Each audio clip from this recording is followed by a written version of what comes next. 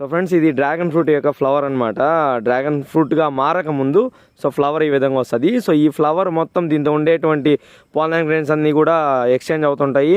So ఇదనమాట. Next మనకు morning time వరకే ఇది వికసిస్తుంది. ఎందుకంటే మళ్ళీ ఎండ పడంగానే ఆటోమేటిక్గా వాటర్ ఎవాపరేట్ అవ్వడం కానీ దీనివల్ల ఇది క్లోజ్ అయిపోతుంది పూర్తిగా.